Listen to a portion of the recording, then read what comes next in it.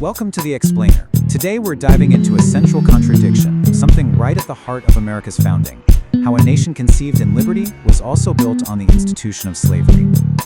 And to really get a feel for just how deep this contradiction runs, let's start with this quote from the abolitionist William Lloyd Garrison. For him, the Constitution wasn't this sacred document of freedom. No, he saw it as a profound moral failure because of the way it compromised on and even protected slavery.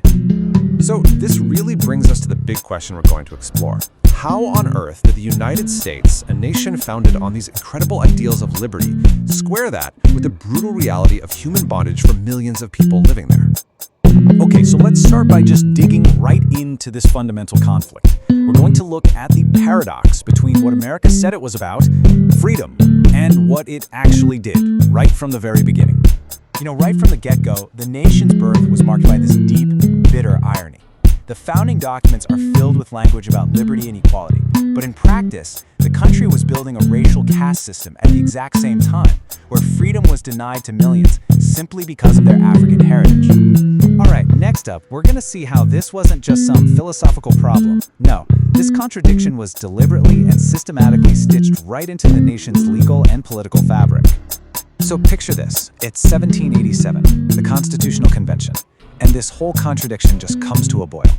The founders had to decide how to count the millions of enslaved people in the country, and their solution was this critical and, deeply cynical compromise. And what's so telling when you look at this is that this whole debate wasn't really about morality, it was all about power. You had the North wanting more tax money from the South, and the South wanting way more political muscle in Congress. Both sides were arguing for whatever would benefit them the most. And the result of this was huge. The 3/5 compromise literally translated human beings held as property directly into massive political influence. It's a perfect example of how the founders chose national unity over morality, and it had real consequences.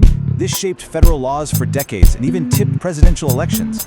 Thomas Jefferson's victory in 1800, that was pretty much secured by the extra electoral votes the South got from its enslaved population. So, with that political power in place, let's look at the massive, brutal economy it supported. An economy built on the buying, selling, and forced labor of human beings. The sheer scale of this human economy is just staggering. As the demand for cotton absolutely exploded in the 19th century, so did the demand for slave labor. By the time the Civil War kicked off, the enslaved population in the South had hit 4 million. 4 million people. And this ad right here, this just perfectly captures the complete dehumanization at the heart of the slave economy. This wasn't some rare, shocking thing. This was just business as usual. Human beings, choice Gold Coast slaves, are listed for sale right alongside rum and spices, as if they were just another product on a shelf. The domestic slave trade was the engine that fed the Cotton Kingdom, and it was horrifically brutal. We're talking about over 1 million people sold down the river, often marched for hundreds of miles chained together in groups called coffles.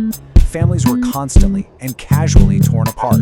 Some plantations even became known as breeding farms, where enslaved women were subjected to systematic rape to produce more children to be sold for profit. But, and this is so important to remember, this brutal system did not go unchallenged. Even in the face of all this dehumanization, the human spirit fought back. Resistance was a constant in all kinds of different ways through the entire history of American slavery. Right from the very beginning, you see these organized violent revolts cropping up. These weren't just isolated incidents, they were part of a continuous, desperate struggle for liberation. You see everything from plots to burn entire cities to thousands of people fleeing to join the British during the Revolutionary War. But resistance wasn't always a huge, open revolt. It often took more hidden and subtle forms. And one of the forms most feared by enslavers was the use of poison. This was a practice with deep cultural roots in West Africa, often carried out by women who used their knowledge of herbs and roots to covertly fight back. And what's really fascinating here is how modern scholarship encourages us to see these acts differently. Instead of just labeling it murder, some historians argue it should be understood as a form of self-defense or even justice. They see it as an application of African cultural norms or protocol against an oppressive system that offered absolutely no legal path to safety or freedom.